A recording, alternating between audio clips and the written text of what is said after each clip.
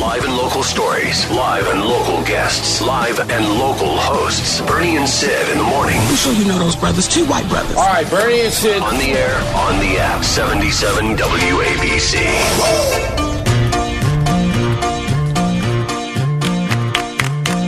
Happy time.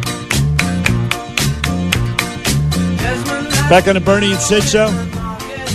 And I'm honored and pleased and pleasured to be joined by a legend, a legendary Long Islander. Hey. His name is Gerry Cooney. Hey, it's great to be with you guys, man. Yeah. We are rocking today. What a job we have, because I'm on Sirius XM 156 every Monday, every Friday from 6 to 8 p.m. And what did I take those shots all those years for? I should have been on the radio for Absolutely back then. right. What the hell? You see by listening to me that any moron can do this, right? But look, it's great to have you. Of course, Gerry Cooney, the former heavyweight boxer. He fought Larry Holmes for the championship. Wow, it was great. Back in 1982. But before that, he beat up Ken Norton in order to get that fight. That's right. And Gerry, listen, again, Huntington, Long Island. You remember the Duck Pond Deli out there? Yes. I had to my sister used to live in Huntington, my late sister, sadly. But I know Huntington very well. And you have your roots there. And do you still go back? I still go back. I have a sister still lives there. The rest of my family's all over North Carolina, upstate, Saratoga. Right. My sister still lives there. I still do charity outings there, golf tournaments, and Marty Lyons is a great friend. All those guys out there, great people. So anyway, the book is Gerry Cooney. Gentleman Gerry, a contender in the ring, a champion in recovery. Right. That's the name of the book. It's written by Gerry Cooney and a guy named John Grady. Gentleman Gerry is the book. Go to Amazon.com, folks, and purchase it. It's a great read. You had an interesting life, very tough life early on. Your dad was a tough guy, and he treated you. He was rough with you, right? Well, I had 5 brothers and sisters, and he was rough with all of us. And he was just a big Irish Catholic drinker. Yeah. He was a steel construction guy. He came home, and it was a bad dude. I learned 5 things. I was no good. I was a failure. I'm not going to amount to anything. Don't trust nobody, and don't tell nobody your business. Now, learning that. How did I ever, even at 16, climb up those 4 steps in Madison Square Garden and get in the ring and fight for the middleweight championship and then win? No, it ain't easy. Look, that type of love, sometimes it works and sometimes it backfires. It does. But the thing, what happened to me was that what boxing did for me, what I found out later on in years to come, was that it helped me to express the anger I felt for what was happening in my house. Right. And then they put my picture in the paper. I remember every day after my fight, I'd go to the newspaper stand, and my picture was on the back page of the Daily News, and that made me somebody, and that's all I wanted to be. At home in a house like that, I used to hide in the basement because I was out of sight, out of mind. I wouldn't get hurt. Right. Oh, wow. Yeah, he was that tough, huh? It was bad dude. But yeah. So anyway, it led to a lot of issues in your life later on. But before that, though, we were an amateur boxer. You fought you had like 60 fights as an amateur, right? 57-3. I had a great amateur career. I won the Golden Gloves twice. I made the finals 3 times. I fought on the United States team. I had all knockout victories. I got invited to the finals of the Olympic trials in 1976 when my father was sick, and I told him, I got the phone call, and I said, no, I can't make it. My father's sick. He said, are you sure? I said, finals of the Olympic trials. I said, no, I can't make it. I'm not going to be able to make it. 3 times. He said, are you sure? And he hung up the phone on me. And that was 10% true. 90% was all the stuff I got from him all those years. I wasn't good enough. I had no self-esteem. What am I going to go make an ass of myself? Yeah. Blah, blah, blah, blah. And I never went to take that opportunity. That's the biggest regret of my life. And I tell people all day, jump in the water, take the shot. Right, do it. Just give it a shot is right. And so you turned pro in 1977. You have a great career. You're undefeated up until the time you fought Larry Holmes. But before that, you beat Ken Norton.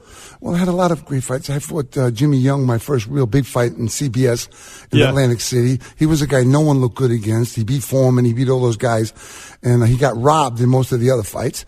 And I fought in Atlantic City. He was so looking for my left hook that I turned the hook into an uppercut and split him about 4 inches between his eyes. Wow. I almost passed out from the blood. I hate blood. I hate the sight of blood. Good. That's a tough business to and be I stopped him in 4 rounds, and I became, Gil Clancy said, I'm on the map now. Right. And then I fought Ron Lyle in the Coliseum, knocked him out 1 round. which gave me the right to fight Kenny Norton, and the winner was going to fight Holmes. And I got in great shape. I believe that night I could have beat anybody in the world. You brutalized him. You knocked him out in the first round, in the first minute, I believe, 54 right? seconds. 54 seconds, knocks out Ken Norton, who was built like the guy lifts weights every day. He was Mandingo. You remember, he was Mandingo. That's right. And I thought, I remember leaving my hotel room, and the camera, HBO, it was the first HBO fight they did, and they had the camera on me. I walk out of my room and say, how you feel? I said, you really want to know how I'm feeling right now? I'm fighting Kenny Norton right now in the Garden. Wow. But it was great experience. Absolutely. And I grew up there. I mean, I still go to the Knick games, the Ranger games. I love it at the Garden. And all the ticket holders, the ushers, we all know each other from back then. Yeah. It's like a family. It sure is. And here you are sitting 17 floors above Madison Square Garden talking to me. And I'm very excited about it. So Gerry Cooney, the book is called Gentleman Gerry. Go to Amazon.com and check it out. So you beat Ken Norton, and now you're entitled to a title fight with Larry Holmes, but you don't get it. You don't fight for like 2 years or something. What happened? Well, this is a story you're going to read in the book, and I'd love to tell you now, but I'm not telling you because it's in the book. You have to read the book. Okay. No, I'm just kidding. Go right I'm ahead. just kidding. So listen, I get... Listen, don't make me get... you want to come across the table? Yeah, I'll come across. I've been waiting for that for all my life. Arthur, hold him. Well, you got your lawyer. My lawyer. You got your lawyer here. I got to watch him, bro. No, listen. So I become number one. That night, didn't know it at the time, my career ended. I started partying. I started Ken Norton. Drinking, hanging out. And 13 months. It took me 13 months to get in the ring at Holmes. It was on. It was off. I had a shoulder injury. And I got stopped in the 13th round. And we had a great fight. And there was a lot of racism going on. Well, let's just gloss over that. That was a huge fight. And, the build-up. Crazy. Don King and one of your trainers, Dennis Rappaport, they really made a lot. They exploited the race issue. I believe that. I didn't know it at the time. I had 6 or 7 guys I grew up with from Long Island. I used to travel with me to training camp. We hung out. We had a great... Listen, I was living the dream. Yeah. We're in Vegas I was eating, remember, turtle soup. And in Caesar's Palace eating turtle soup. And I picked a spoon up once and there was a foot in it. I said, oh my God, what the hell is really? Wow, this is the life we live. Amazing. So I'm thinking about racism. Hell no. I'm living a life. Right. That's you're going about your business, doing what you're supposed to do. Right. And these guys are turning it almost into going to have race riots if it doesn't go the right way. And you're right. The Ku Klux Klan sent me letters, and Holmes got his mailbox blown up, and and it was not just Rappaport and Jones. It was King, Don King, who was just this guy who wanted to promote to make money, and he found that was the best way to do it. And he called me the White Hope. And what I found, here's a story not revealed. I don't know if it's in the book yet, but I found out that my grandfather's mother was African American. Wow. So I'm 9% African American. So it was a lie. It was a lie all those years. There was 2 black guys in the ring. I got rhythm. That's why I got the rhythm. 2 black guys in the ring, and we didn't even know it. Hey, imagine that. So anyway, listen. The point is, I guess, is that Larry Holmes got screwed. You got a lot of money. No, he didn't get screwed. Listen to me. Larry Holmes is a great man. He's one of the best heavyweight champions, top 3, top floor in history. He's a great fighter. Listen, he came up the hard way. He came up with Ali. He was Ali's sparring partner. He worked with. He was a sparring partner with Shave, all those guys, and he came. Watch what Ali got. Now Ali was a special man. Yeah. But Larry Holmes was a great fighter. He didn't get the respect he deserved because he was in the wake of Ali. Plus, though, with and became angry about it, which I don't blame him.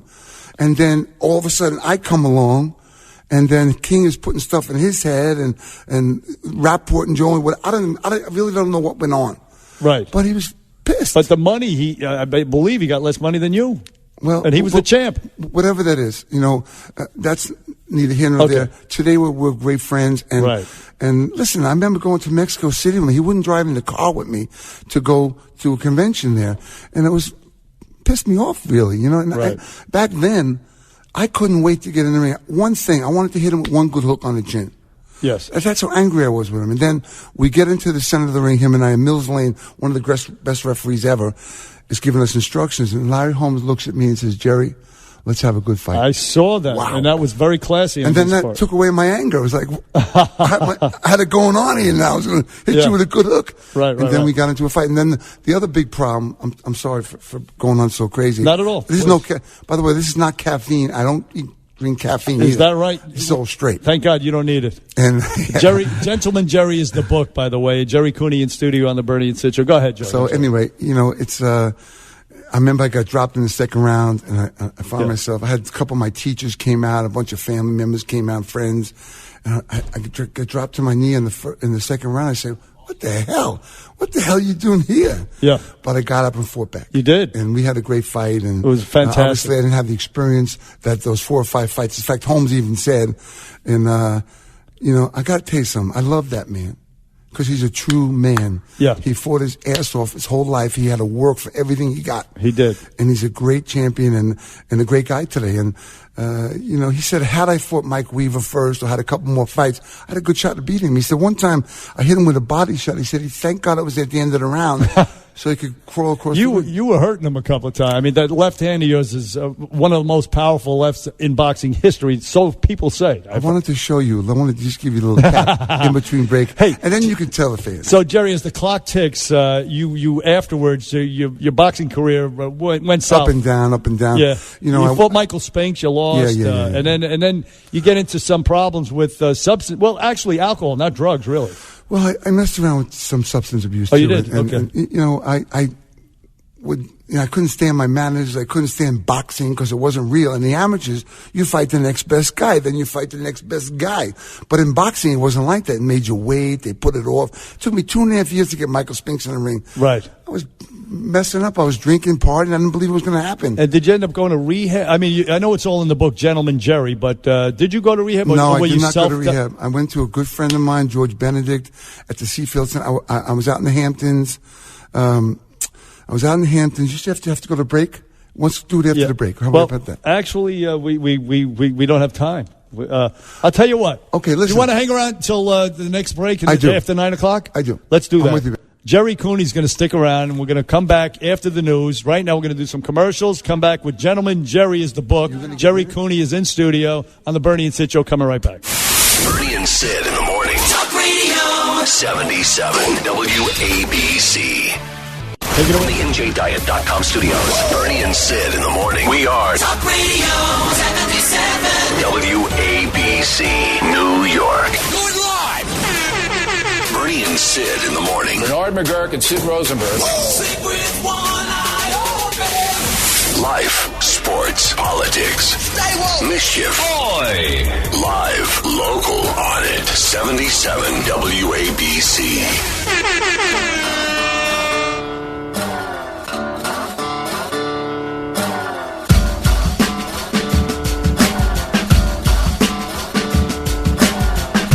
Back on the Bernie and Sid Show.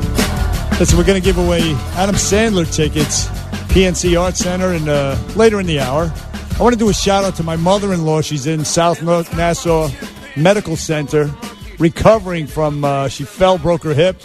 She's going through a tough time. My wife is there. We used to dance at Casey's out in West Hampton to Billy Idol. Anyway, God bless Florence. Take care of yourself. See you later. Now, back in studio with us right now is a real fun guy. I swear to God. Gerry Cooney.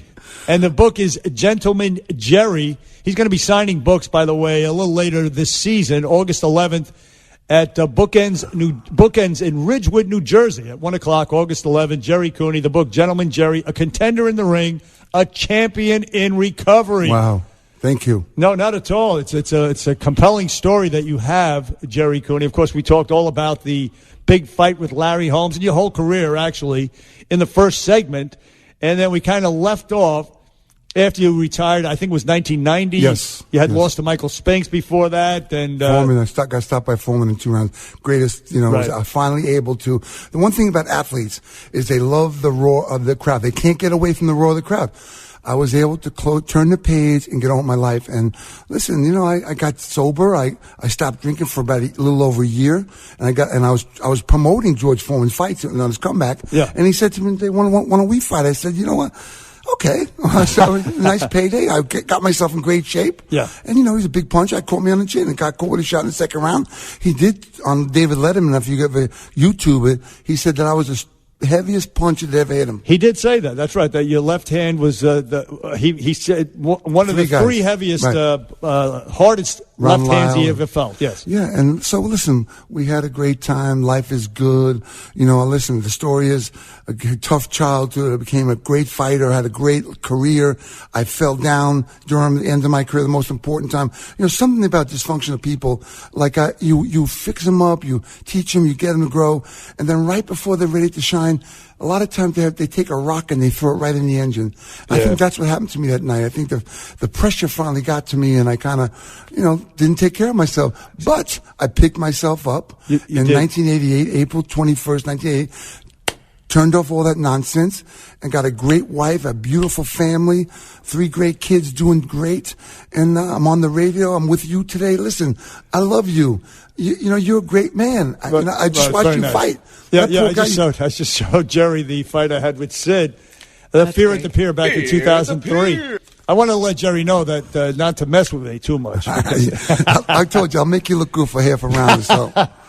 Then I recommend you dive to the corner. Yeah, look, I would run like Usain Bolt from you. Believe me when I tell you. But so that was it. 1988. That's when you stopped all the nonsense. Everything. Really? All that. Okay, April 88. Shut down. I ran into a good friend of mine, Jack B. from New York. He was one of my bodyguards back in my day. And I for some reason, I went to this pancake house. I told my friend I was going, let's have some breakfast. I went in and he was sitting there that day. He said, sit down with me, Jerry. He said, I have 3 years clean today.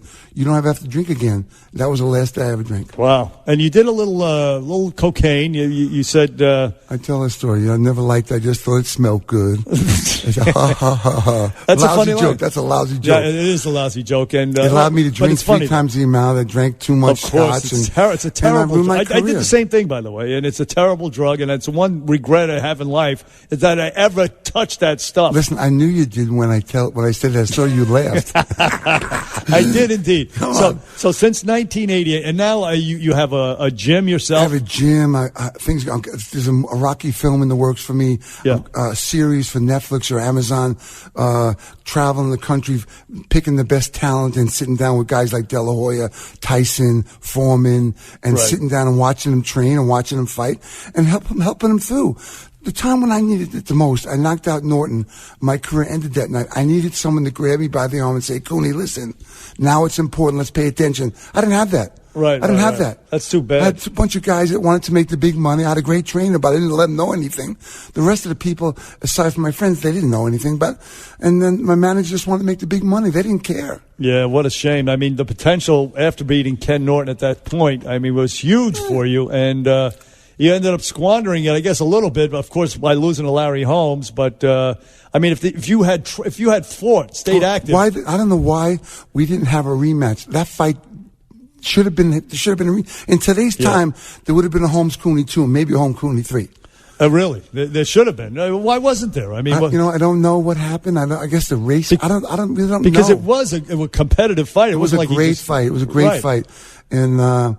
Him and I today are great friends. In fact, I want him to work with me during this series on Netflix, following fighters and doing this great show we want to do. And listen, I'm so glad that, like you said, 99% of fighters end up broke. They do, and sad and depressed and miserable. I really knew that there was going to be a rainy day. I held on to it.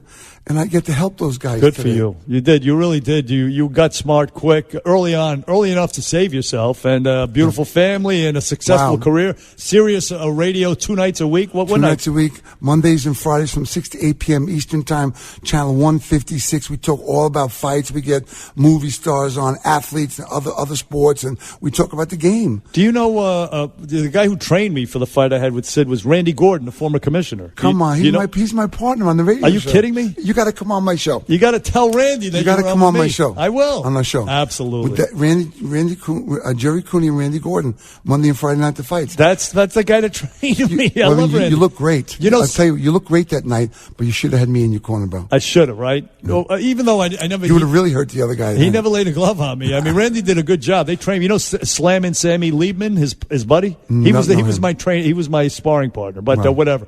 Anyway, so that's the radio show and the movie now. Now, if somebody plays you in the movie, it's got to be a good-looking guy because you were, as on the cover of the book, Gentleman Gerry is the book. Go to Amazon.com. There's a picture of Gerry Cooney. You were a handsome guy. I was a good-looking man back then. If you say so yourself. Now now we're on the radio because we got that radio face. That's right. You can identify. No, not you. Of course, not you. But we got the radio face. That's right. We do indeed. That's why we're on. But let me ask you this question: boxing in general, boxing to me, great.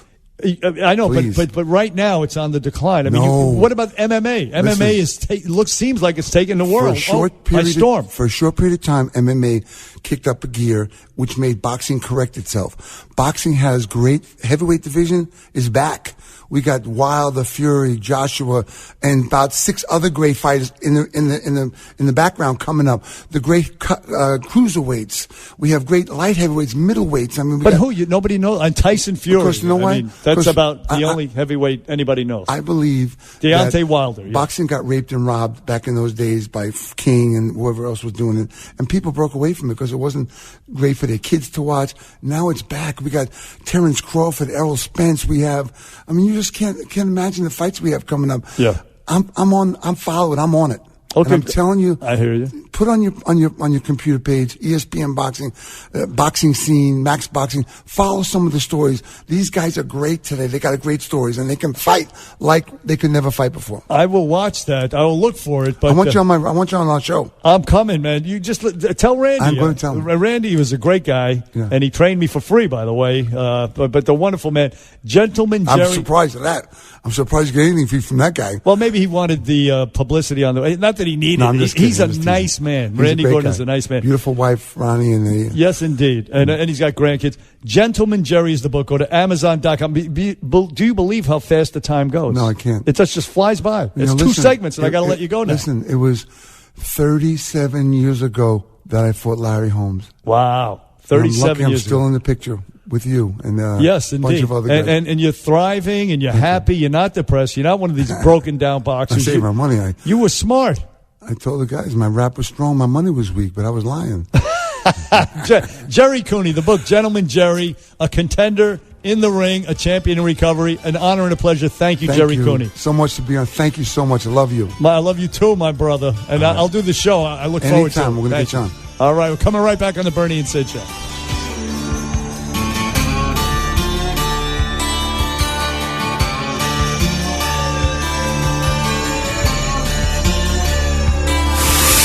Sid in the morning. Talk Radio. 77 WABC. Bernie and Sid in the morning. The new show. Mischief and more. 77 WABC and the WABC radio app.